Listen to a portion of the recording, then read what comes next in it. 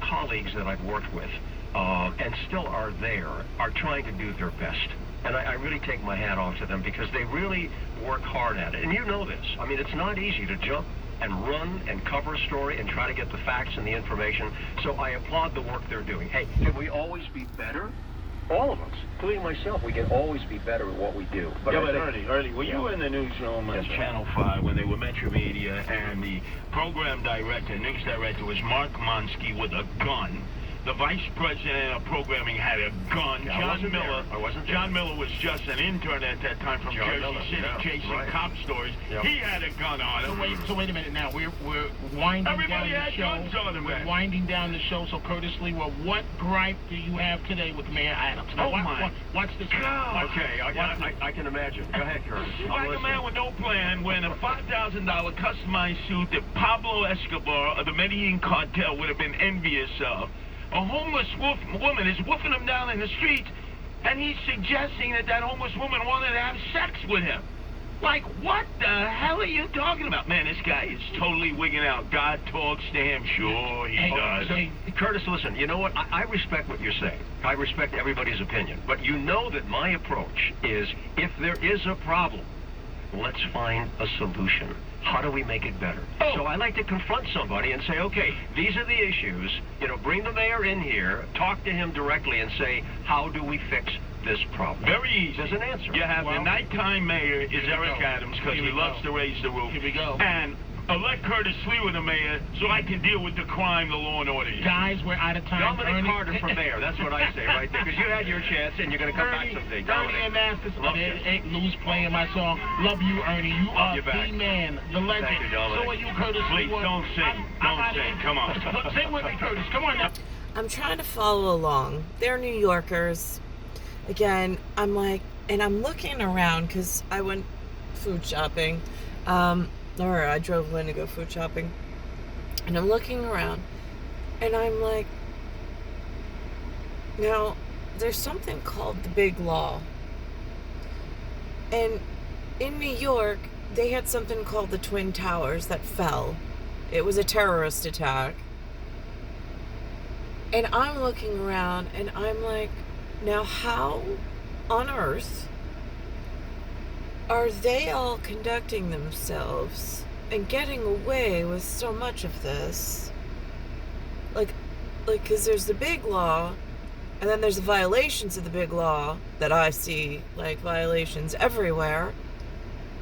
And I'm like, and if bigamy is having more than one wife, and on the dollar bill, you know who that wife is, it just, I'm at a loss. I'm listening to the radio. The Teamsters did something with the ups, which seems good. For like local, like Who Framed Roger Rabbit and like fixing some stuff. I ran into this morning JC28, the doppelganger for Crumb at Harry Potter, and I'd be Hermione in that conversation. I'm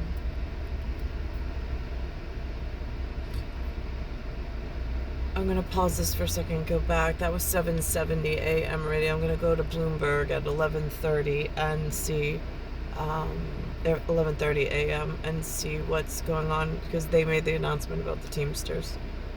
You only live once mentality post-COVID. But we do think when you get to the start of next year, you'll have a lot more headwinds. And some of the data now that's currently pointing towards a recession will probably be even worse. And we think the turn of the year is about the right time. Yeah, you heard that call here on Bloomberg Radio. Mattis there on Bloomberg Surveillance Podcast. Investors probably focused a little bit on those possible rate hikes. And on that recession, the Dow right now, though, it is higher. And I'm in Starbucks, and they have this thing with the symbol. They not only have the Pride, but they have the Juneteenth, and they have these ideological like symbols of whatever it is that they're up to at the mortal realm that I'm not a part of, as like hella. So I'm just sitting here and I'm like, thinking about this and what this all means in the threads of reality.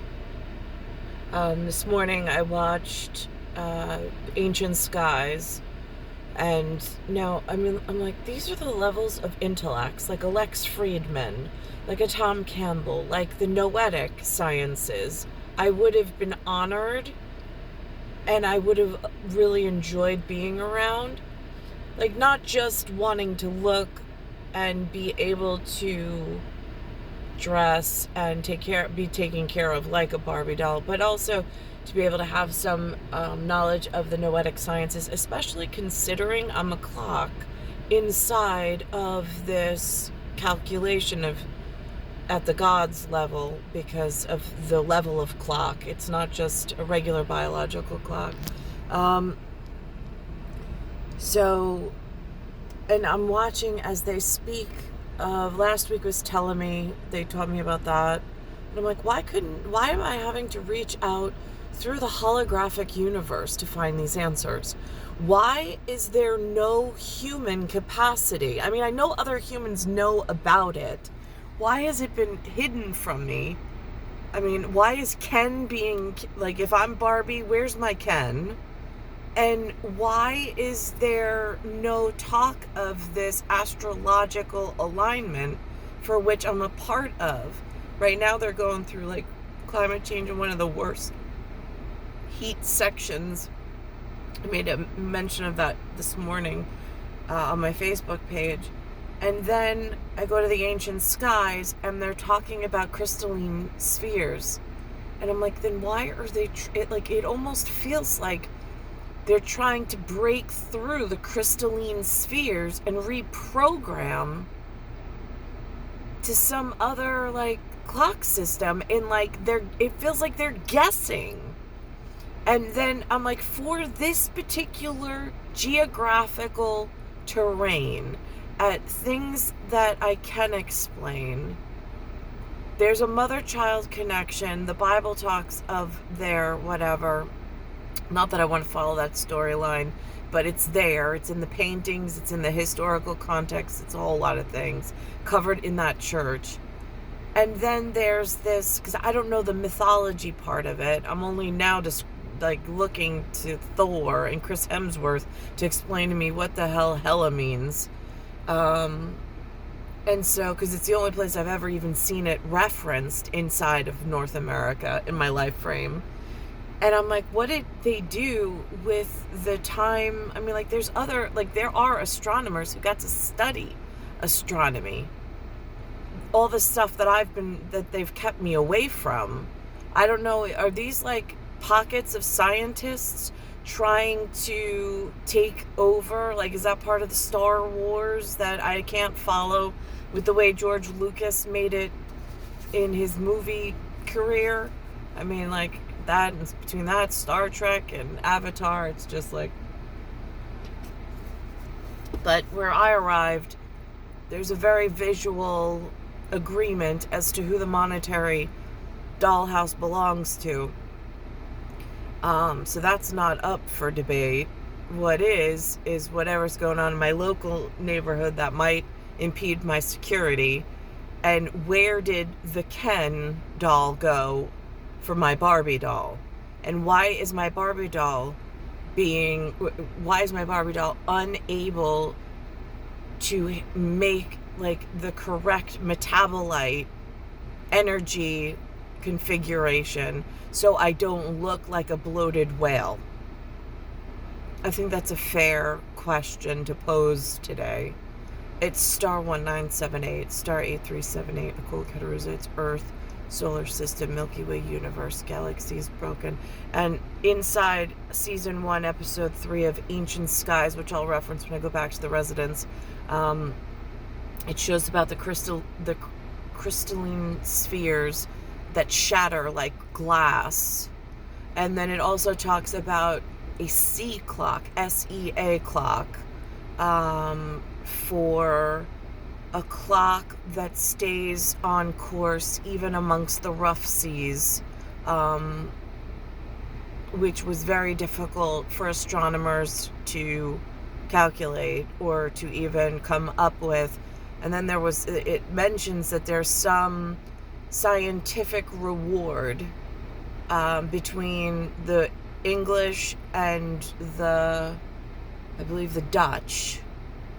So again, I know I'm a part of this clock series. I don't know. I've never really had financial benefits, and I don't know where the safe astronomers are for this area and this monetary system.